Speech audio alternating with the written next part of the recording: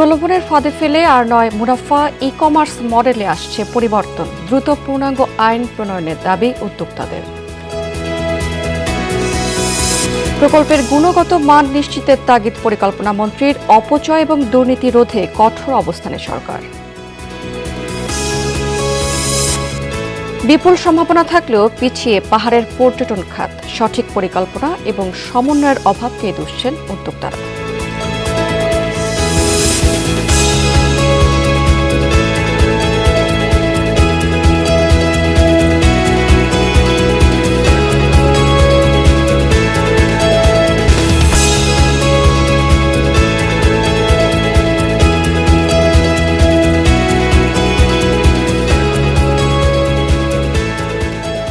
এতক্ষণ শিরোনাম দেখছিলেন এবং আপনাদের সাথে আছে আমি রাবিয়া স্মৃতি।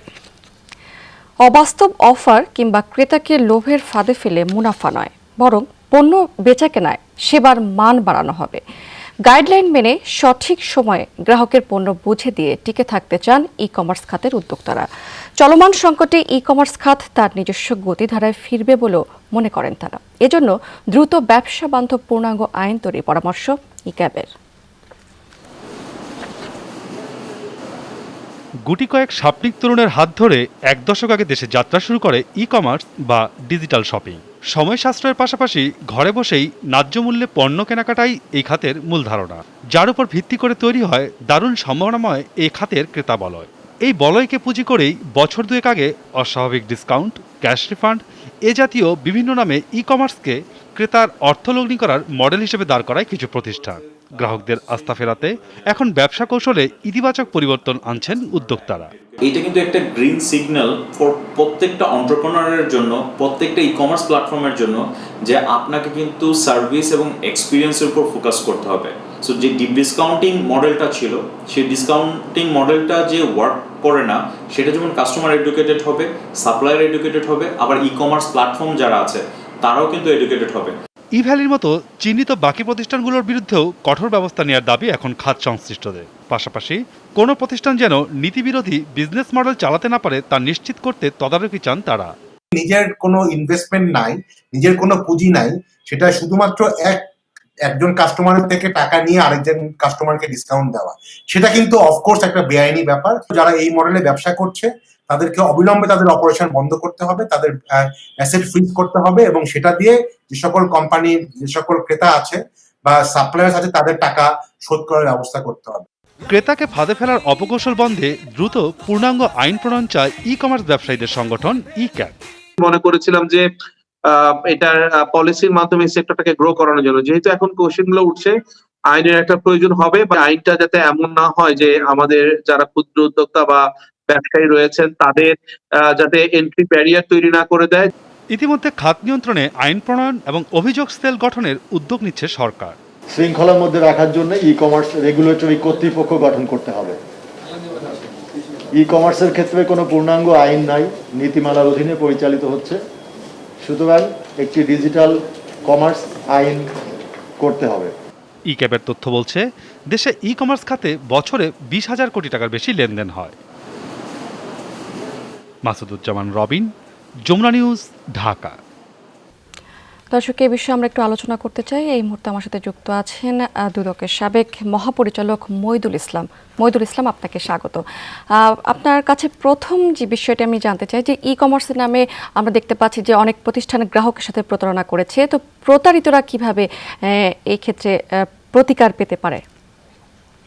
এখানে তো ধরেন মানে যেটা প্রতারণা বলছেন সেটা তো একটা ফৌজদারি অপরাধ ঘটেছে, এবং এখনকার আইনে যেটি হচ্ছে সেটা হলো যে শুধুমাত্র ওই প্রতারণার মানে আপনার দণ্ডবিধির যেটা 420 সেটার মধ্যেই থাকছে না, এটা কিন্তু এখন মানি লন্ডারিং এর অপরাধ হয়ে গেছে। কারণ একজন দুজন মানুষের সাথে নয়, প্রচুর মানুষ, শত শত মানুষই বোধহয় হবে, এবং এখানে কোটি কোটি টাকার আপনার লেনদেনের মানে প্রতারণা হয়েছে।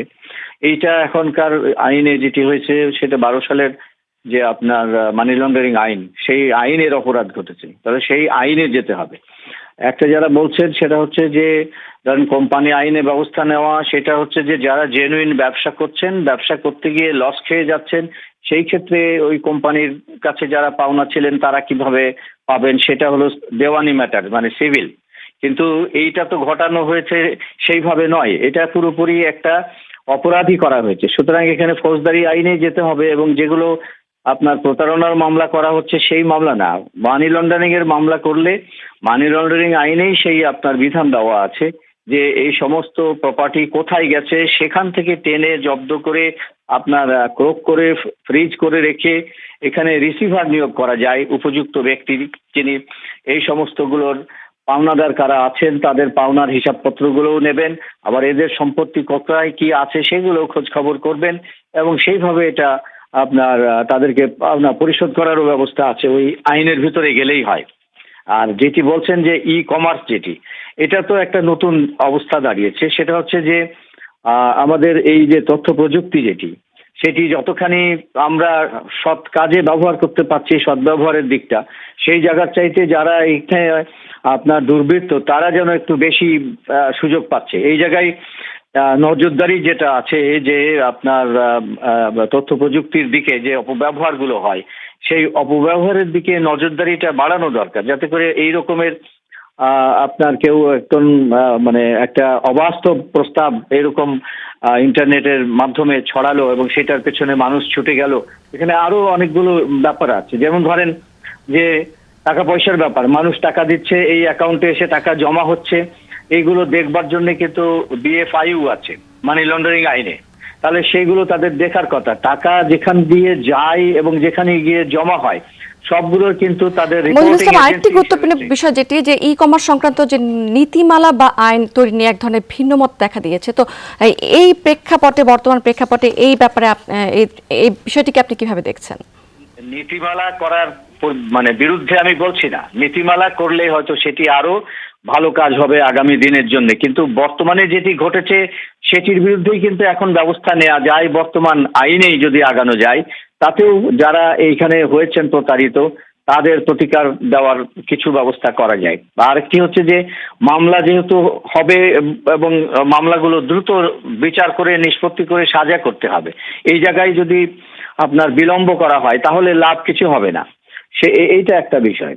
আর যেটি বলছেন যে নতুন নীতিমালা, এই নীতিমালার অপেক্ষায় তো বসে থাকলে তো কোনোদিন এটা হবে না। সেই জন্য দুটো প্রক্রিয়া, যারা নীতিমালা করতে চাচ্ছেন তারা নীতিমালা করুন, কিন্তু সাথে সাথে যেটি আইনি প্রক্রিয়া আছে সেই প্রক্রিয়ার মধ্যে এই কাজটাও হয়ে যাক। মানি লন্ডারিং মামলায় আপনার এরা যে সব সম্পত্তি আছে, টাকা পয়সা যেখানে যত দূর গেছে, টাকা তো এসছে এবং টাকাগুলো এখানে নেই, অন্য জায়গায় গেছে, এইটাকেই মানি লন্ডারিং বলে, যে একটা অপরাধ করে সেই টাকাটা সরিয়ে আরেক জায়গায় লুকিয়ে ফেলা। তো সেটা তো মানি লন্ডারিং এর অপরাধ ঘটেছে, সেই অপরাধের জন্যই যে আইনের আছে সেই আইন অনুযায়ী মামলা হলে প্রতিকার এই সবগুলোই কিন্তু এখানে আছে। অনেক ধন্যবাদ মনিরুল ইসলাম আপনাকে আমাদের সাথে যুক্ত হবার জন্য।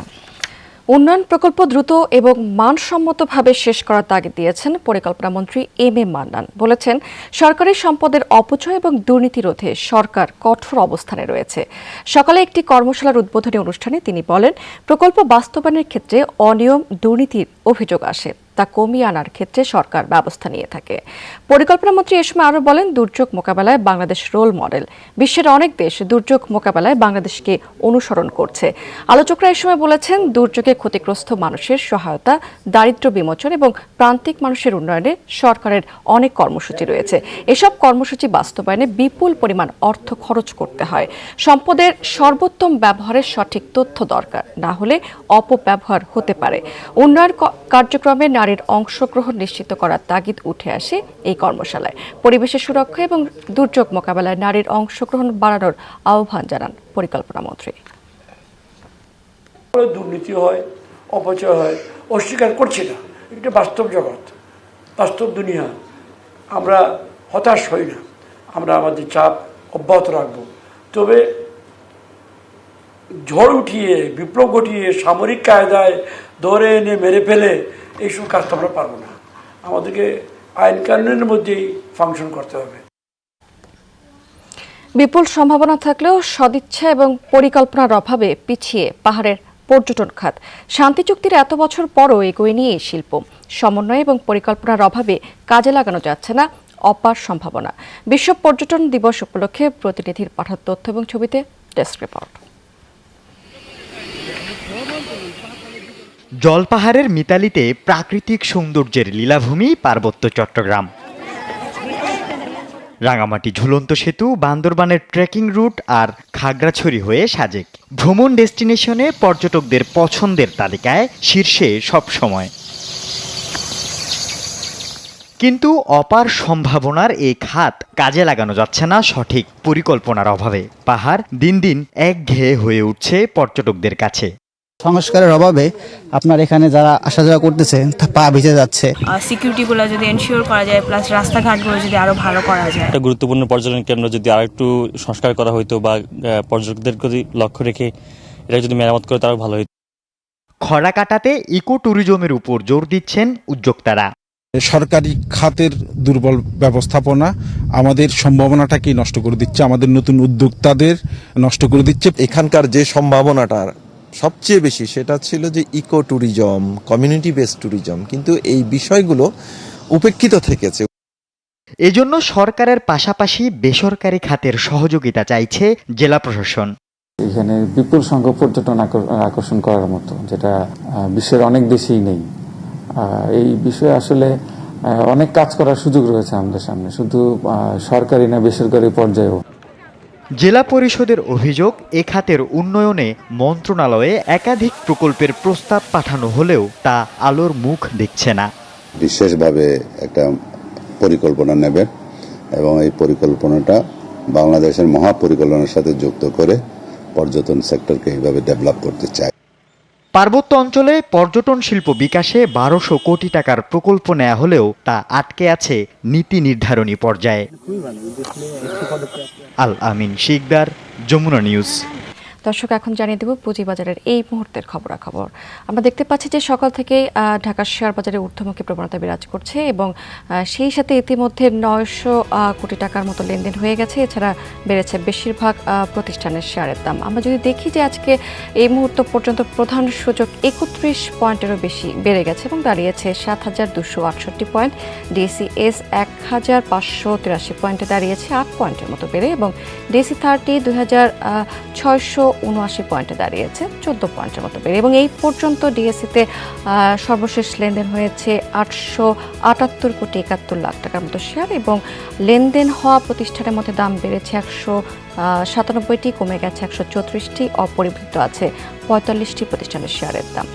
আমরা যদি দেখি যে এই মুহূর্তে টপ 20-তে আছে প্রথম অবস্থানে লাফার্স হোলসিম, এবং এই কোম্পানিটি ইতিমধ্যে লেনদেন করে ফেলেছে 81 কোটি 21 লাখ টাকার মতো শেয়ার, এবং এই কোম্পানির লাস্ট প্রাইস ছিল 82 টাকা 70 পয়সা।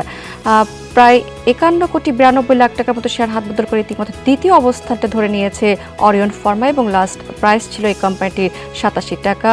এরপরে জিপিএ স্পাতকে আমরা দেখতে পাচ্ছি তৃতীয় অবস্থানটি ধরে রেখেছে, এবং এই কোম্পানির লাস্ট প্রাইস ছিল 59 টাকা 40 পয়সা, এবং ইতিমধ্যে লেনদেন হয়ে গেছে 37 কোটি 18 লাখ টাকার মতো। এবং এস স্টিলকে আমরা দেখতে পাচ্ছি চতুর্থ অবস্থানটি ধরে রেখেছে, এবং লেনদেন হয়েছে 30 কোটি 69 লাখ টাকার মতো। সে প্রায় 22 কোটি 81 লাখ টাকার মতো শেয়ার হাত বদল করে বেক্সিমকো ফার্মাকে আমরা দেখতে পাচ্ছি পঞ্চম অবস্থানে, প্যারামাউন্ট টেক্সটাইল ষষ্ঠ অবস্থানে, এবং বেক্সিমকোকে আমরা দেখতে পাচ্ছি সপ্তম অবস্থানটি ধরে রেখেছে।